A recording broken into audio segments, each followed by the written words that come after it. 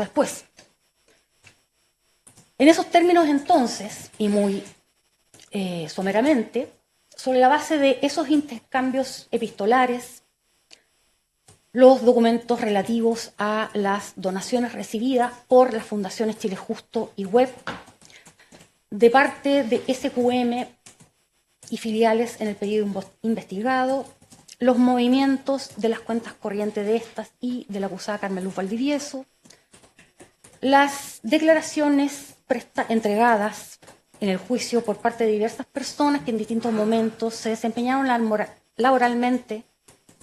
en las dependencias de Los Leones, entre otras evidencias, reúnen el mérito suficiente para estimar, acreditar los ilícitos atribuidos a ambos inculpados, estimando quien disiente que las evidencias son suficientes también para vincular los beneficios económicos y los actos funcionariales que, por haberse sostenido en un periodo prolongado de tiempo, aspecto este último que el tipo penal atribuido no excluye, dan cuenta de una dinámica que adecuadamente explica la figura de la donación remuneratoria que propone el profesor Mañalich, al menos en los términos del núcleo fáctico propuesto por el acusador José José Salesta.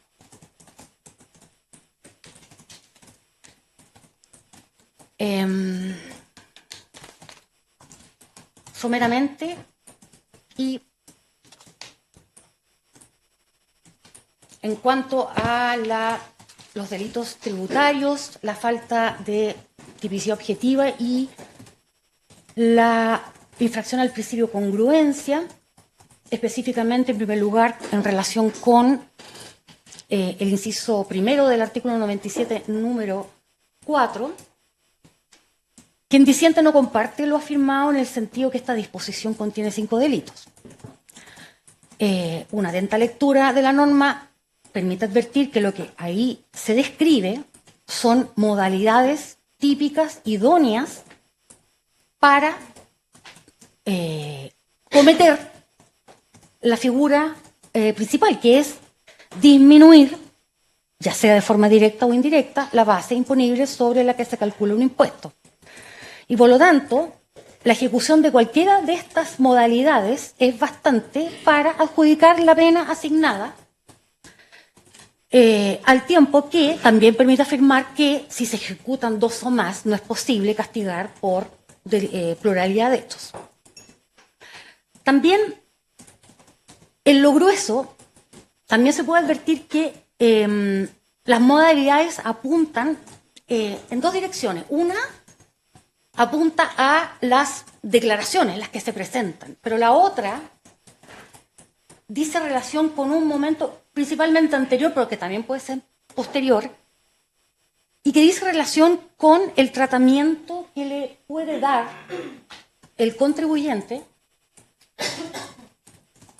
a los documentos o precursores que son el antecedente necesario para la elaboración de esas declaraciones. Siempre y cuando esos precursores también compartan el requisito de idoneidad, es decir, que favorezcan la rebaja de la base imponible sobre la que se calcula el impuesto. En este sentido, la defensa admitió que lo único que se probó en el juicio fue que su defendido aprobó órdenes de compra, aprobó creación de proveedores y aprobó el pago de boletas de honorario y facturas, pero afirma que esas conductas no son idóneas para configurar el ilícito porque no superan el riesgo permitido. Sin embargo, bueno, y además el entendido que entiende que está mal configurada la imputación. Sin embargo, esta juez entiende que precisamente lo que se probó son los otros procedimientos dolosos que fueron imputados, porque se trata de hechos que se ejecutaron en forma previa a la presentación de declaraciones de impuestos y que consistieron materialmente en un tratamiento que el obligado tributario hizo en documentos que fueron precursores y necesarios para esas declaraciones. Porque después de este largo juicio,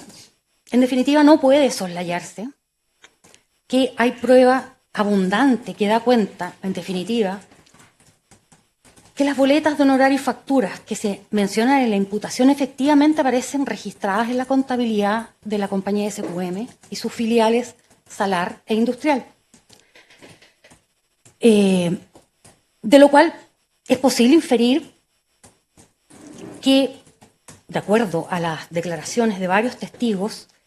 tales documentos eran ideológicamente falsos porque daban cuenta de servicios que no fueron prestados por sus emisores, a pesar de lo cual fueron igualmente pagados. Pago que no fue debatido. Y ese gasto,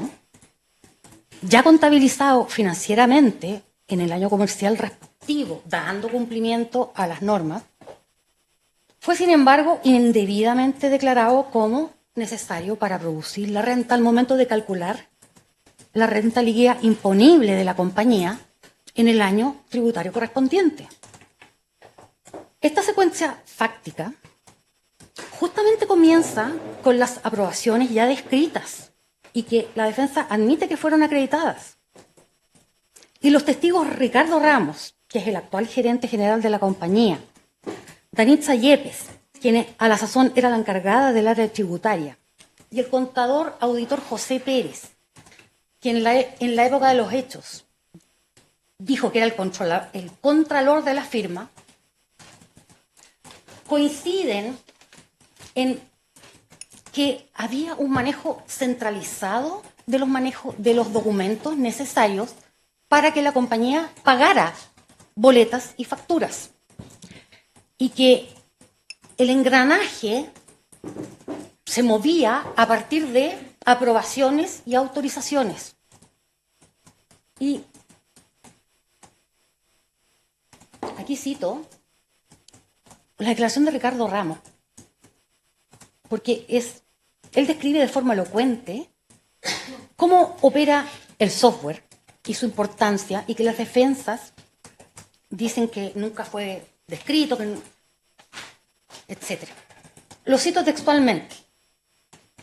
en el contexto en que le piden explicar cuál era la forma en que la compañía procesaba los pagos.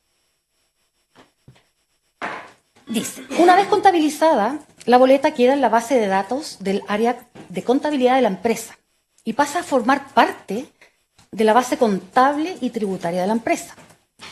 La contabilización de los gastos es importante porque es uno de los insumos que se usan para preparar los informes internos de gestión. Además,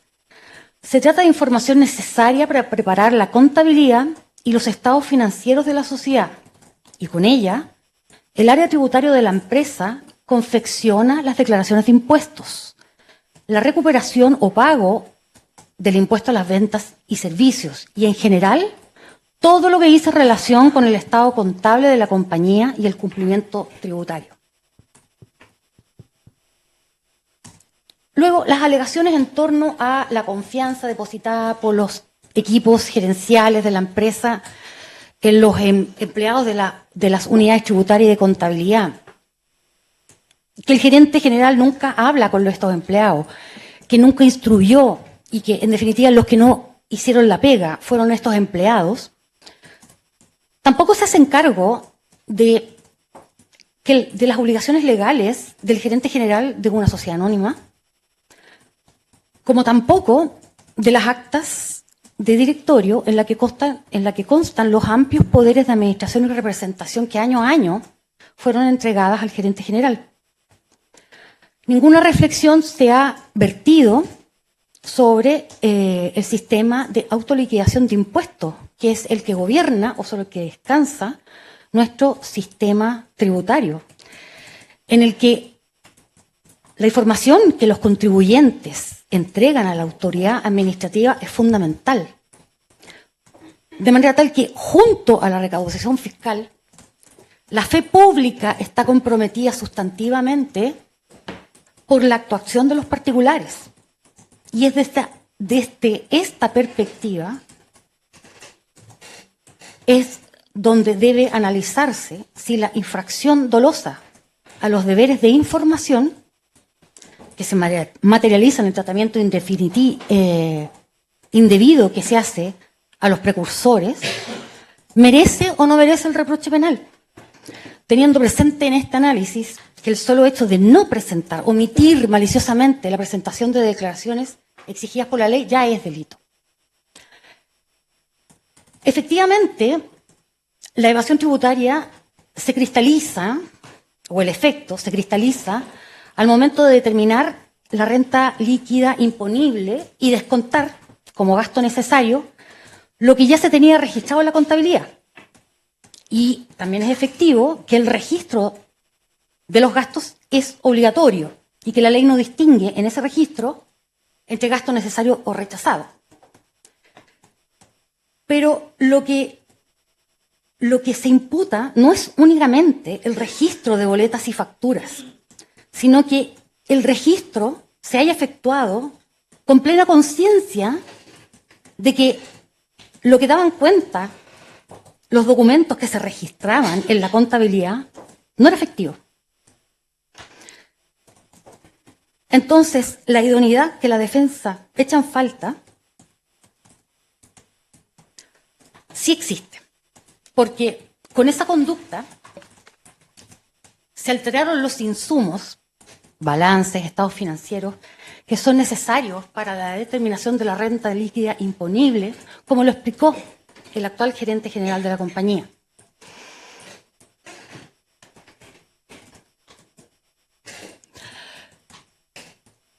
Las mismas aprobaciones efectuadas por el señor Pontesi, que, como dice la defensa, fueron acreditadas, la operación del software en los términos que precisó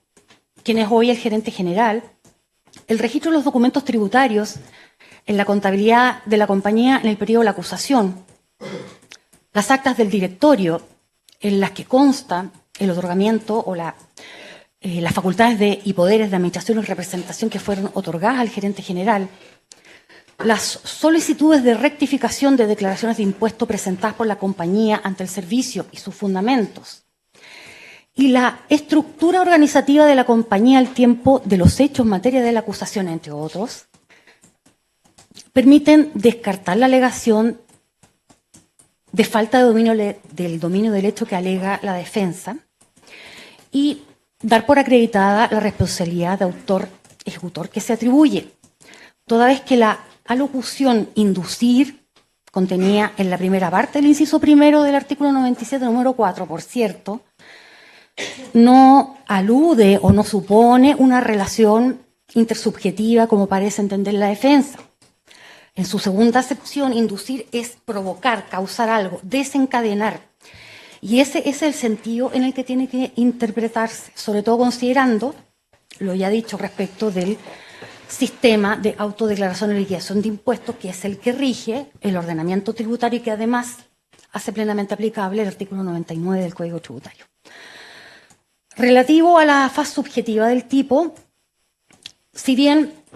es doctrina tradicional definir el dolo como conocimiento y voluntad, lo cierto es que en el Código Penal no hay una definición de dolo y siguiendo las actuales corrientes acerca de la teoría del delito y en esta parte siguiendo lo que propone Mauricio Reti, entendemos que el dolo es el conocimiento del riesgo jurídicamente desaprobado inherente a la conducta típica. No existe ningún sustento legal en el cual asentar una clasificación tripartita del dolo. Además, el Código Penal no consulta ninguna referencia a dolo directo, dolo de las consecuencias necesarias e incluso dolo eventual. Por lo tanto, el análisis de esta juez parte asumiendo un concepto unitario de dolo en los términos expuestos. Y atendido el acervo probatorio rendido por los acusadores, se extraen indicios suficientes para atribuir el dolo que exige el tipo penal en la forma que se va a explicitar en la sentencia definitiva. En relación con el delito del artículo 97, número 4, inciso segundo, las mismas consideraciones realizadas en torno a la descripción de la conducta imputada aplican en este caso porque la conducta típica en este caso consiste en realizar maliciosamente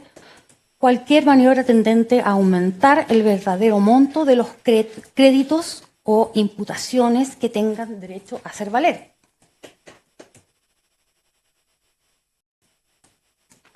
Y cuando en la acusación se hace consistir aquello en incorporar y registrar en los formularios 29 de declaración y pago simultáneo del impuesto a las ventas y servicios, el pago también se ejecuta a través del software ya descrito. Y como se digo, las aprobaciones ya fueron acreditadas, reiterando entonces que esas conductas cuentan con la idoneidad suficiente.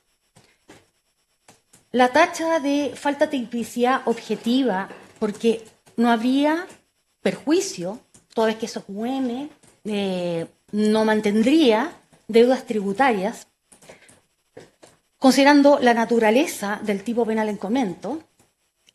el perjuicio no es un requisito necesario para su configuración, porque se trata de delitos de mera actividad y así lo sostiene la mayoría de la doctrina nacional que se ha dedicado al estudio de los delitos tributarios. Relativo a la persecución penal selectiva y discriminatoria, y aún en el evento de estimarla efectiva y suficientemente demostrada, nos puede gustar o no, pero se trata de una facultad consagrada en el artículo 162 del Código Tributario y que efectivamente, y la ley usa el término discrecionalmente para facultar al director para disponer a su arbitrio la prosecución de la infracción, ya sea por la vía penal o por la vía administrativa. Las restantes consideraciones escapan al ámbito de la consideración y juzgamiento de este tribunal, compartiendo en ese punto lo dicho por la mayoría, en el sentido que no tiene la relevancia y trascendencia jurídico-penal exigida. En esta parte,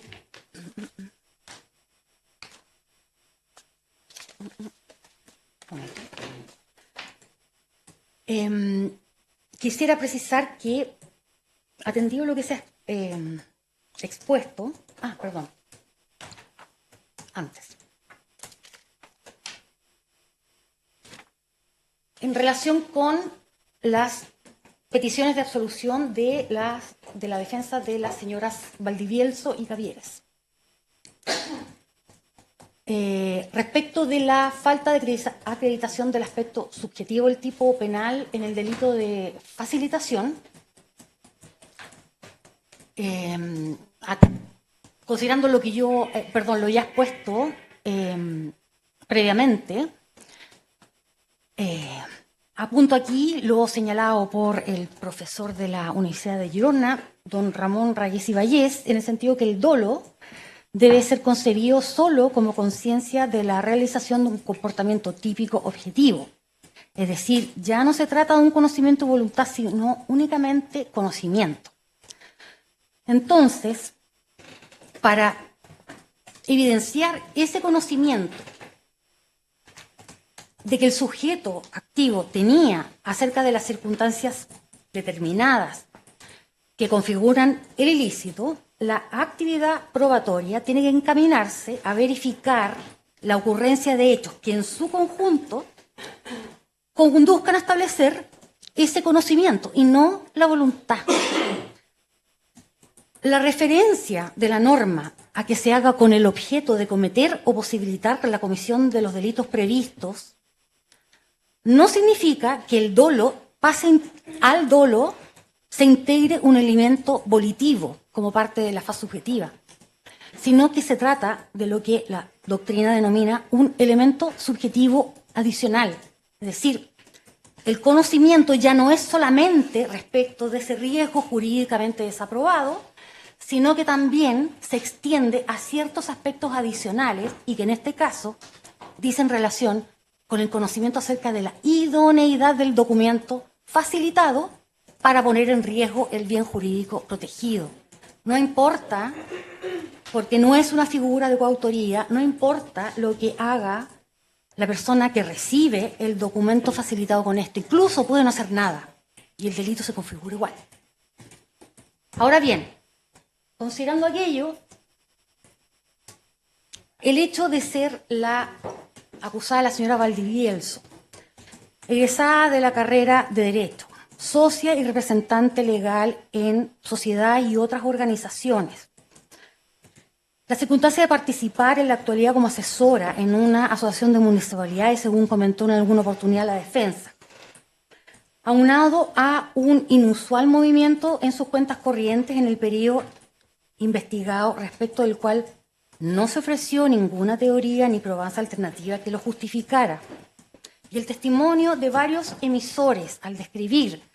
la forma en que le fue solicitada por ella la emisión de boletas de honorario,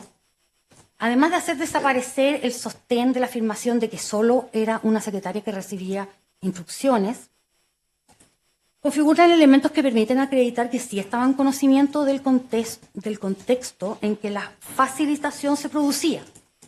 hechos que ocurrían en el ámbito en el que ella se desenvolvía laboralmente,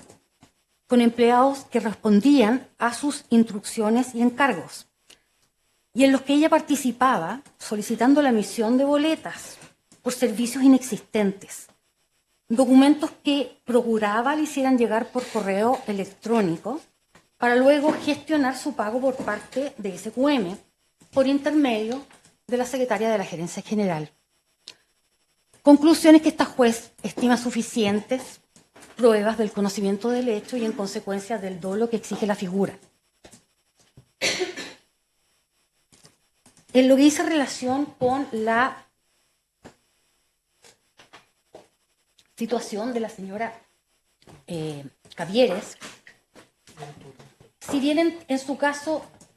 tampoco parece ser válida la afirmación de que solo era una secretaria que recibía instrucciones, en concepto de esta juez, las evidencias que fueron incorporadas no reúnen la robustez necesaria para endosarle el dolo que existe el tipo penal. En relación a la argumentación hecha por la defensa de los señores Rosas y Araya, relativa a la afirmación de que los hechos que se le imputan no son efectivos y son atípicos por el hecho o por las circunstancias de la reforma, primero por lo dispuesto en el artículo 31 de la Ley de Impuesto a la Renta. El razonamiento es impertinente porque, en definitiva, no se le atribuye como sostén de la imputación la rebaja, la modificación de la base imponible, sino que lo que se le atribuye es la facilitación del documento, para cuya configuración resulta, como ya dije, irrelevante el destino que se le dé al documento facilitado. En relación a que en su oportunidad, la oportunidad legal, los acusadores no habrían formulado debidamente el elemento subjetivo que requiere expresamente el tipo penal, porque no consta que se les haya atribuido este elemento subjetivo especial adicional al dolo, lo que tampoco hizo servicio después, hizo el servicio, convirtiendo el hecho atribuido en atípico. Esa lectura, digamos, esa conclusión no se compadece con sin perjuicio de lo extenso, con la redacción del libelo acusatorio. Y finalmente hay una afirmación en el sentido que la modificación que introduce la ley 21.713 a el inciso, digamos, a la facilitación, en la medida en que deroga un tipo, pero introduce dos, uno más atenuado y uno más agravado, pero que no pueden aplicarse en su caso porque lo impediría el efecto retroactivo. En rigor es efectivo y no abunda, digamos, en la tesis postulada. Respecto de lo que señala la defensa del señor Warner, también aludió a la persecución penal selectiva y la visión de túnel, desarrollando particularmente este último concepto. Sin perjuicio del detalle que se hace al respecto en la sentencia, aun cuando pudiera estimar esta disidente que estuvieran acreditadas y suficientemente fundadas, no las estimo de la entidad suficiente para considerarlas de relevancia jurídico-penal en este caso. En relación a la prueba de baja calidad, y aquí también incluyo las restantes argumentaciones que inciden precisamente en la calidad de la prueba rendida, ya sea por abuso de la herramienta del 332, infracción al artículo 334, peritaje, etcétera, dado que la óptica en que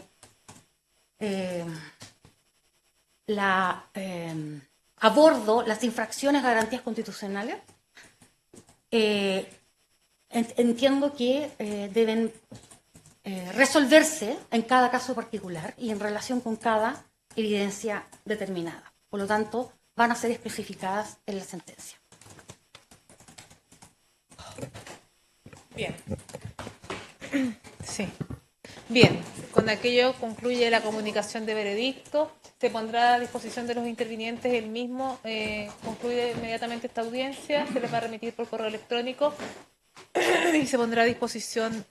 para los fines que estimen convenientes. El voto de mayoría, por lo menos contenido en el veredicto, y el voto de la magistrada Paredes por su autora también se va a remitir. ¿Bien? Hoy día, señoría. Nosotros inmediatamente concluida la audiencia se remite el veredicto por correo Esta electrónico. defensa quería pedirle al tribunal, si es posible,